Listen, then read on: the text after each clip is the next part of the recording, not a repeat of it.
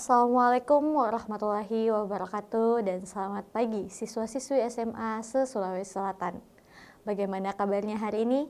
Semoga dalam keadaan sehat. Teruntuk Bapak Ibu Guru, saya ucapkan terima kasih karena telah mendampingi siswa-siswi kita untuk belajar hari ini. Dari Studio Dinas Pendidikan Provinsi Sulawesi Selatan dalam program Smart School, Generasi Smart Berkarakter Cerdas Ki.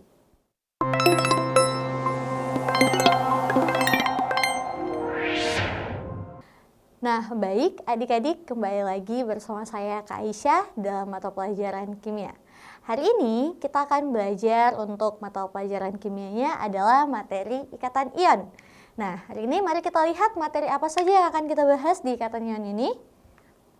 Oke, kita lihat yang pertama kita akan belajar tentang lambang Lewis dulu adik-adik. Nah, apa sih itu lambang Lewis? Jadi, lambang Lewis itu sebenarnya adalah lambang yang digunakan atau digambarkan sebagai tanda titik atau tanda silang untuk menggambarkan jumlah elektron valensi. Jadi, karena unsur itu memiliki elektron valensi yang berbeda, maka kita akan membuat gambaran atau kita bilang simulasi lah. Nah, di sini kita bisa lihat untuk simulasinya. Nah, di sini kita bisa lihat untuk simulasinya. Nah, ada golongan. Jadi berdasarkan golongan itu berarti jumlah elektron valensinya itu akan sama ya. Jadi misal kita lihat untuk golongan 1. Golongan 1 kita lihat di sini ada hidrogen ya. Nah, hidrogen di sini kalau kita lihat dia ada satu titik di sini. Nah, satu titiknya itu yang kita sebut dengan lambang Lewis. Lambang Lewis. Nah, kemudian untuk golongan 2A berarti dia memiliki elektron valensinya itu ada 2. Karena elektron valensinya ada 2, kita lihat untuk lambang Lewisnya, dia buat 2 titik. Sebenarnya ketika dia dalam bentuk 2 elektron, 1 elektron, 3 elektron, itu letak dari titik atau lambang Lewisnya itu bergantung dari adik-adik. Nah, jadi kalau saya mau gambarkan untuk BE, saya juga bisa menggambarkan BE dalam bentuk silang seperti ini. Nah, ini tetap sama dengan lambang Lewis. Yang penting apa? Yang penting adalah elektronnya itu tetap sama. Elektronnya ada 2. Nah, untuk selanjutnya golongan 3A sama.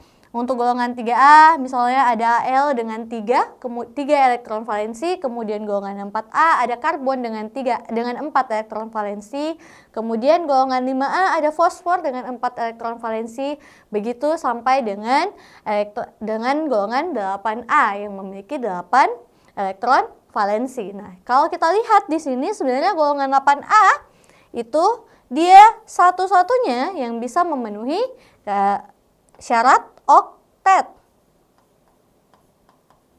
Jadi syarat oktet itu adalah syarat yang harus terpenuhi untuk menyatakan bahwa sebuah unsur itu stabil. Kalau oktet dia harus memenuhi 8 elektron. Baru bisa dikatakan stabil. Nah, kalau kita lihat di sini dia satu-satunya yang memenuhi 8 elektron dan bisa stabil. Nah, ada juga syarat duplet. Syarat duplet itu adalah ketika dia memiliki 2 elektron, dia bisa dikatakan stabil. Yang digunakan di situ adalah apa? Adalah hidrogen dan helium. Jadi hidrogen dan helium itu tidak harus memenuhi oktet. Dia bisa saja memenuhi duplet. Nah, jadi elektron valensi atau lambang Lewis ini akan berguna untuk menentukan ikatan ion nanti. Jadi nanti kita akan bahas tentang ikatan ion beserta dengan lambang Lewisnya. Oke, selanjutnya kita lihat. Nah, materi selanjutnya ada ikatan ion. Jadi ikatan ion itu apa teman-teman? Ikatan ion adalah ikatan yang terjadi akibat adanya serah terima elektron antara atom logam dan atom non-logam sebagai akibat dari gaya elektrostatis. Nah, unsur logam atau atom logam itu biasanya bisa kita lihat dari golongannya. Nah, di sini kita lihat unsur logam adalah unsur golongan 1 sampai 3A, kecuali unsur hidrogen, berilium, boron, dan golongan B. Kemudian unsur non-logam umumnya adalah golongan 6A sampai dengan 7A, di mana kita dapatkan di situ ada contohnya kayak fluor, klor, bromin, iodin. Nah, itu adalah unsur non-logam. Nah, kalau kita lihat di sini unsur logam, teman-teman, dia adalah semua golongan B itu dia termasuk unsur logam ya. Kemudian jadi semua golongan B itu dia adalah ion plus. Kemudian untuk unsur non-logam dia ionnya adalah minus. Jadi ingat, kalau logam dia plus, kalau non-logam dia minus. Dari mana kita lihat dari plus dan minusnya? Itu berdasarkan dari energi ionisasi dan juga afinitas elektron. Ketika dia energi ionisasinya besar, berarti dia akan cenderung untuk melepaskan elektron, sehingga atomnya akan membentuk ion plus. Kemudian ketika dia afinitas elektronnya besar, berarti dia akan lebih cenderung untuk menerima elektron, sehingga dia membentuk ion minus. Jadi kalau afinitas elektron itu kita bilang yang paling negatif lah. Kalau kita bilang energi ionisasi, berarti kita lihatnya yang paling positif, teman-teman. Oke, itu untuk energi ikatan. Nah, mari kita lihat bagaimana sebenarnya energi ikatan ion ini terbentuk. Oke, jadi dari energi ikatan ion itu terbentuk karena adanya gaya elektrostatis. Apa itu gaya elektrostatis? Jadi dia adalah gaya tarik-menarik antara kedua ion yang berbeda muatan. Jadi muatannya harus berbeda, plus ketemu dengan minus. Tidak boleh plus dengan plus, minus dengan minus.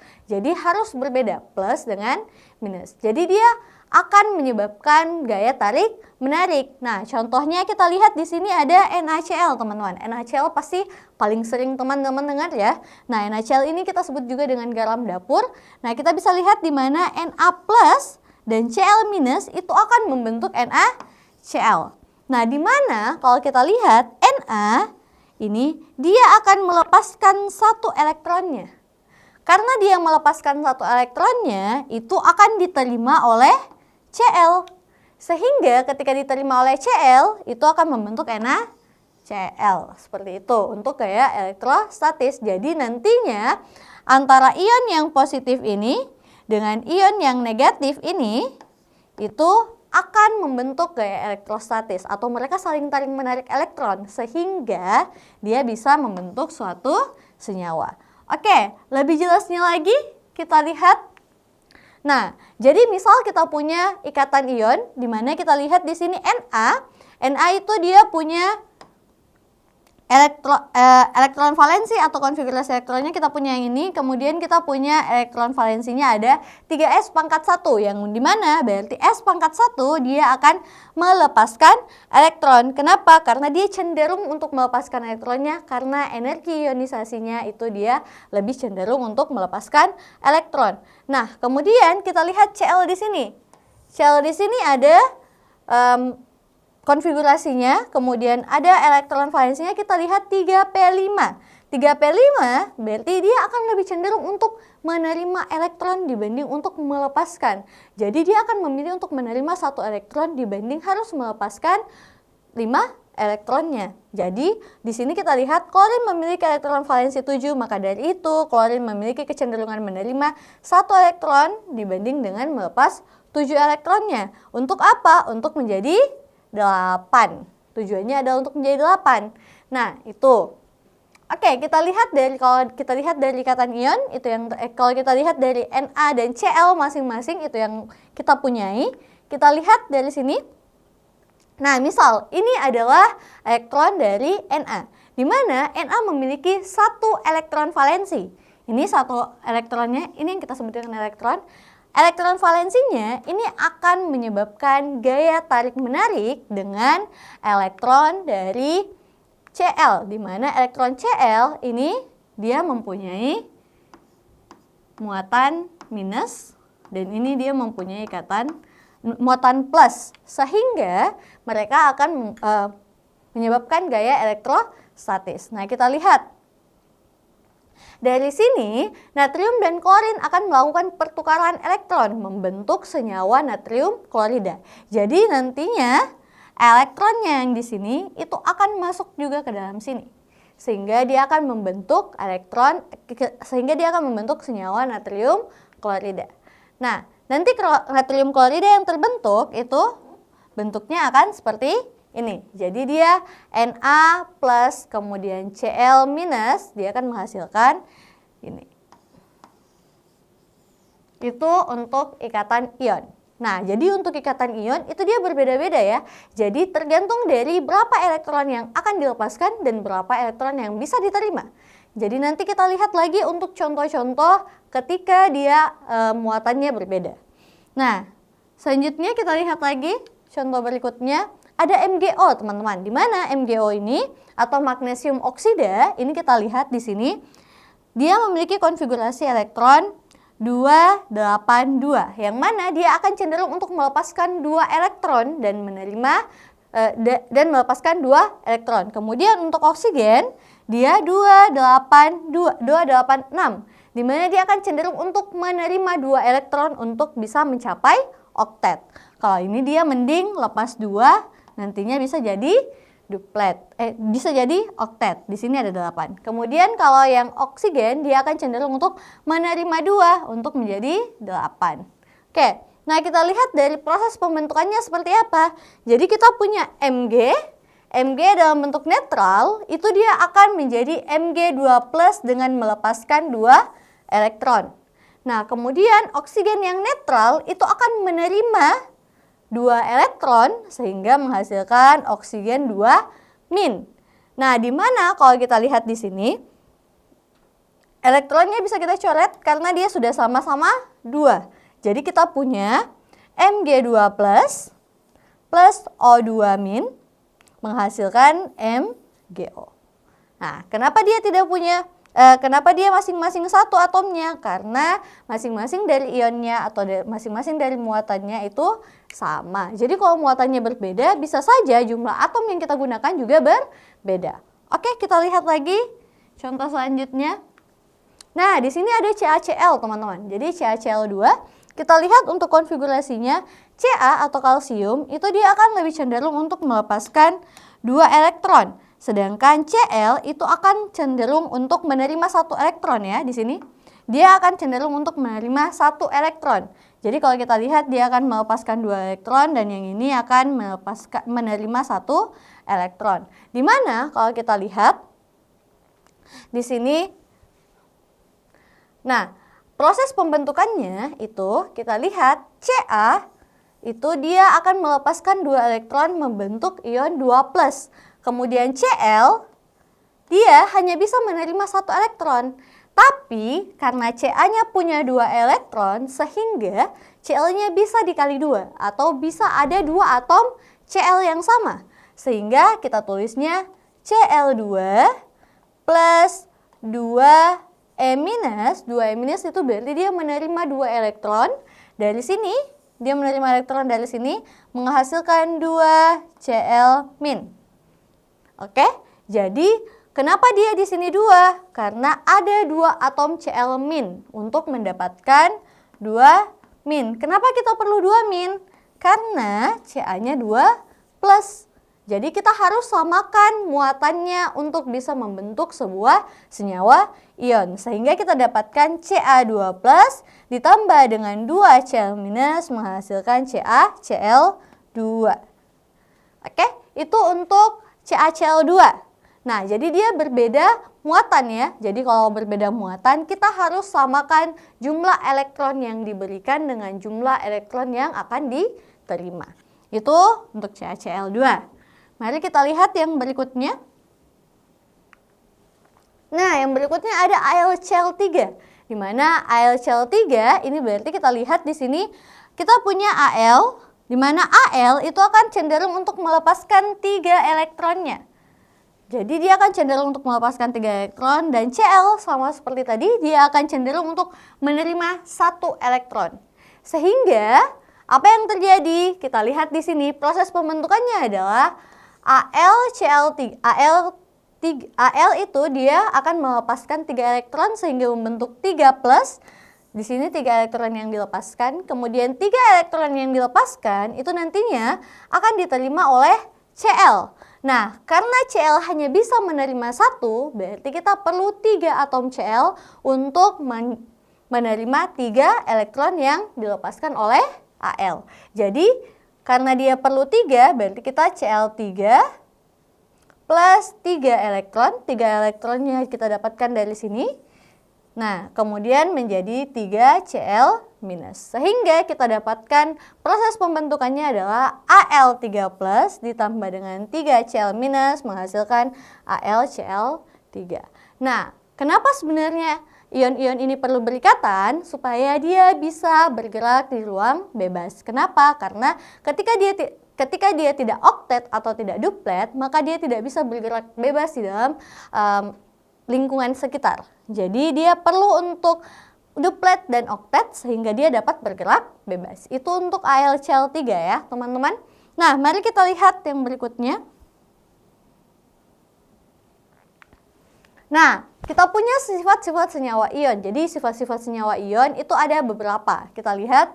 Jadi yang pertama ada titik didih dan titik lelehnya itu tinggi. Sehingga kalau kita lihat dari titik didih dan titik lelehnya tinggi, berarti dia akan susah untuk mendidih dan susah untuk meleleh. Kenapa? Karena titik didih dan titik lelehnya tinggi. Nah, kemudian kita lihat keras tapi mudah patah.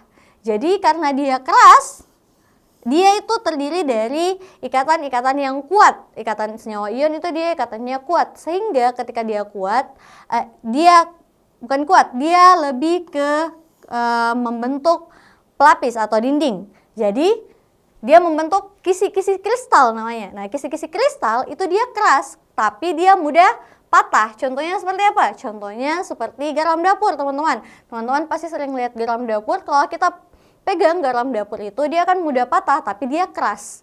Nah, kita lihat kemudian yang ketiga ada penghantar listrik yang baik. Jadi dia merupakan konduktor yang baik. Kemudian ada lelehan maupun larutannya dapat menghantarkan listrik. Jadi jika dia dalam bentuk cair, ini lelehan dan larutan itu adalah dalam bentuk cair.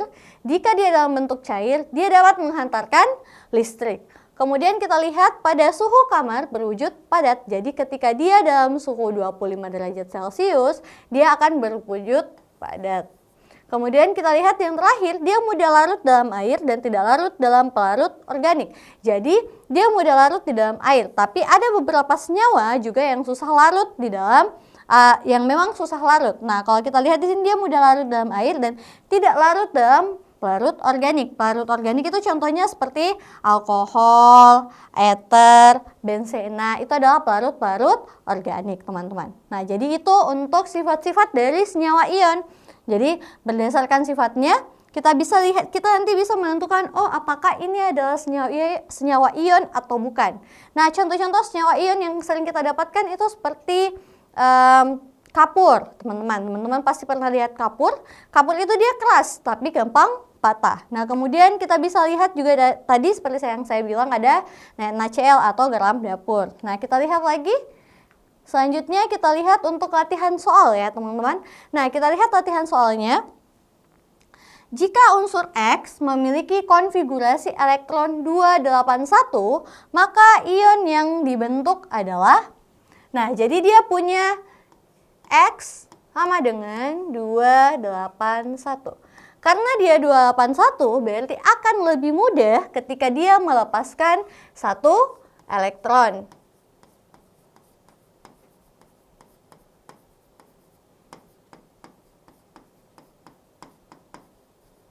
Untuk mencapai oktet 8. Jadi dia akan lebih mudah untuk melepaskan satu elektron. Kalau dia melepaskan satu elektron, apa yang terjadi? Yang terjadi dia akan mendapatkan muatan plus. Sehingga jawaban yang paling benar adalah Charlie. Oke, teman-teman? Itu untuk soal yang pertama. Jika unsur X memiliki konfigurasi 281, maka ion yang dibentuk adalah, jadi dia akan lebih memilih untuk melepaskan satu elektron sehingga ketika dia melepaskan, dia mendapat muatan plus. Nah, bagaimana jika X itu dia punya 286 misalnya. 286 berarti dia akan lebih memilih untuk menerima 2 elektron. Dia akan lebih memilih untuk menerima 2 elektron.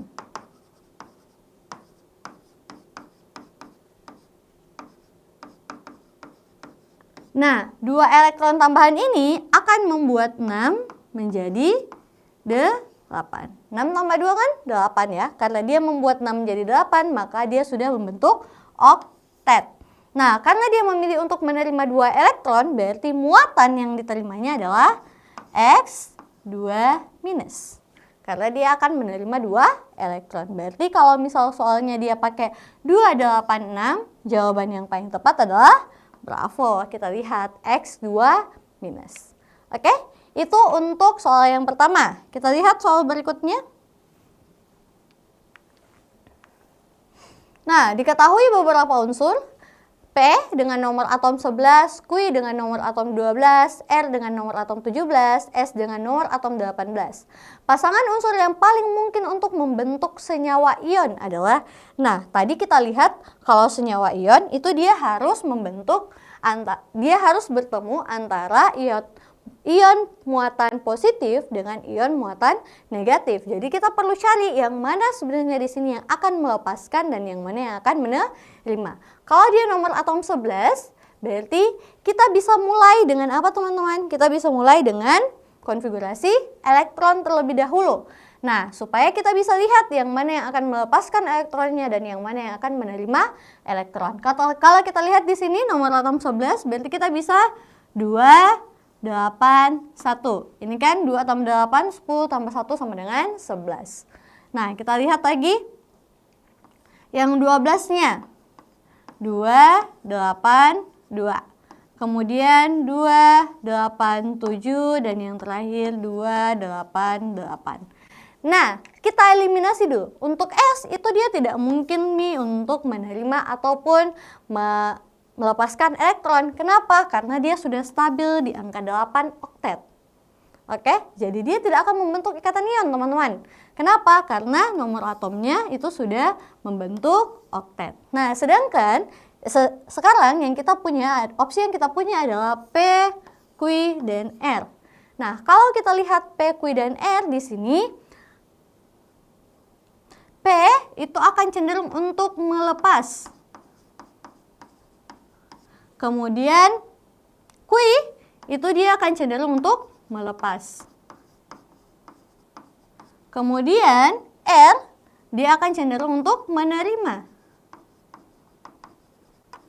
Nah, kalau misalnya dia adalah nomor 1, P dia akan melepaskan 1. Kemudian kalau dia Q dia akan melepaskan 2. Dan R dia akan cenderung untuk menerima 1 elektron. Sehingga kita bisa lihat P itu dia dalam bentuk plus.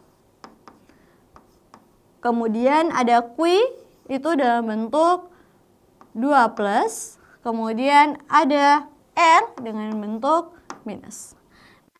Pasangan unsur yang paling mungkin dalam membentuk senyawa ion. Jadi senyawa ion itu harus apa? Harus beda muatan. Karena dia beda muatan, berarti kita lihat beda muatan di sini yang sama muatannya dan berbeda.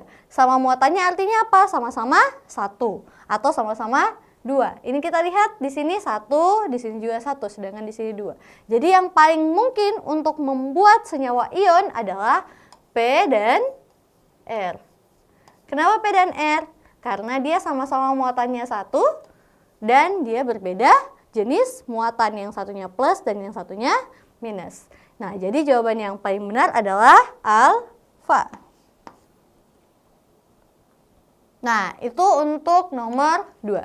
Apakah Q dengan R tidak bisa membuat muatan? Bisa, teman-teman. Jadi Q dan R ini sama-sama bisa juga bisa membentuk senyawa ion. Tapi senyawa ion yang dibentuk itu adalah R2Q atau QR2. Di mana R-nya ini harus ada 2 jenis. Kenapa? Karena R-nya tadi cuma minus 1, sedangkan Q-nya adalah plus 2. Jadi kita harus seimbangkan berapa yang diterima dan berapa yang dilepaskan. Itu untuk nomor 2. Jadi jawaban yang paling tepat adalah alfa ya, teman-teman. Oke, nomor 2 kita lanjut nomor berikutnya. Nah, di sini dia bilang perhatikan konfigurasi elektron berikut. Dia ada X dan Y, di mana X itu 281 dan Y 287. Jenis ikatan dan rumus senyawa yang terbentuk adalah, kalau kita lihat di sini, X sama dengan 281, 281 ini berarti dia akan cenderung untuk melepas dan 287 ini akan cenderung untuk menerima. Sehingga kita bisa buat X itu adalah plus dan Y adalah minus. Nah, jenis ikatan dan rumus senyawa. Kalau jenis ikatan berarti kita lihat karena dia plus dengan minus yang bertemu, berarti dia adalah ikatan ion. Kenapa ikatan ion? Karena ikatan ion itu dia memiliki gaya tarik-menarik antara plus dengan minusnya. Nah, jadi kita cari ikatan ion. Ikatan ion itu ada B dengan C. Dimana kita lihat kalau ikatan ion itu dia sama-sama nilainya cuma 1. Ini plus 1 dan yang ini minus 1. Sehingga masing-masing hanya menggunakan 1 atom. Jadi X-nya 1 atom dan Y-nya 1 atom. Sehingga jawaban yang benar adalah B.